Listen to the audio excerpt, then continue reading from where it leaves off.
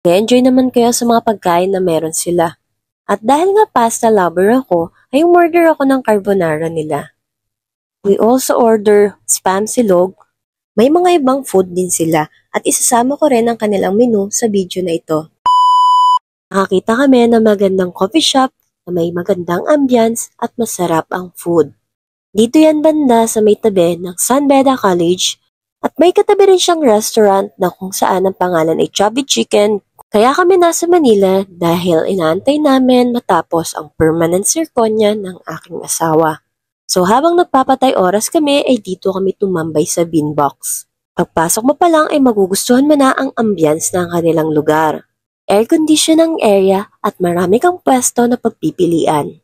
Kung mapapansin ninyo, yung mga bilog-bilog na yan ay merong taas at merong baba.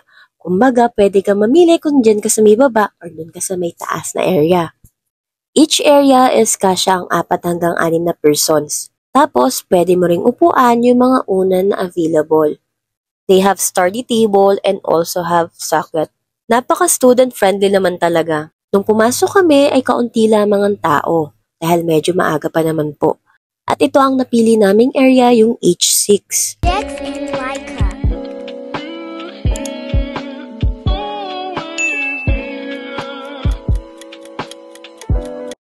Meron din sila mga bundle food na maaari niyong pagpilian kung sakaling marami kayo. Mas makakatipid kayo kung iyan ang ipipurchase ninyo. Konting ingat lamang po sa kanilang mga hagdan kasi medyo steep po ito.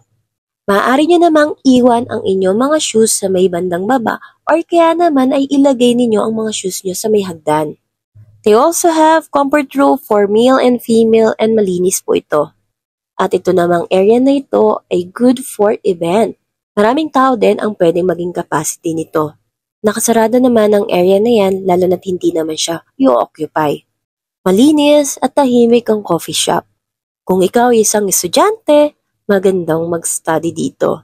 Kung ikaw ay katulad din namin na nagpapatay ng oras, maganda ring tumambay dito. At ito, nagustuhan ko tong dessert na to, ang blueberry cheesecake nila. And may asawa naman is order frap. Ako naman is cold coffee. Kung kayo ay may laptop or cellphone, meron ditong free wifi. Mag-enjoy naman kayo sa mga pagkain na meron sila. At dahil nga pasta lover ako, ay umorder ako ng carbonara nila. We also order spam silog. May mga ibang food din sila at isasama ko rin ang kanilang menu sa video na ito. Kaya kung kayo ay malapit lang sa Manila, you must try and visit Beanbox. I know may mga ibang branches din to sa iba't ibang parte ng Pilipinas. Pero kung kayo ay malapit dito sa Manila, ay magandang puntahan nyo ito. At kung kayo ay may mga kasamang kids, please pay attention to their rules. Alam naman natin may mga batang mahilig mag-scribble-scribble, or kaya naman may makitang sakit ay baka mamaya bigla nilang sundutin. Mag-iingat din kayo, especially kapag kayo ay nasa pinakataas. Dahil medyo steep yung hagdanan nila. Napaka-creamy ng kanilang carbonara.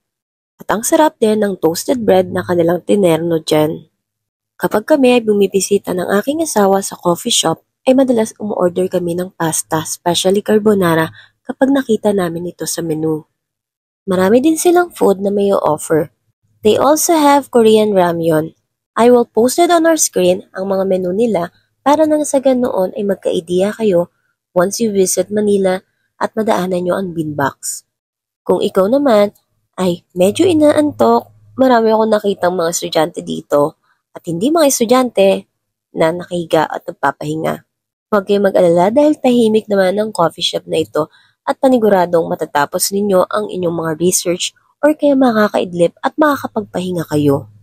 Kaya sa mga hindi pa nakapunta, visit na! Thanks for watching. Share. Don't forget to like, comment, and subscribe. See you next vlog.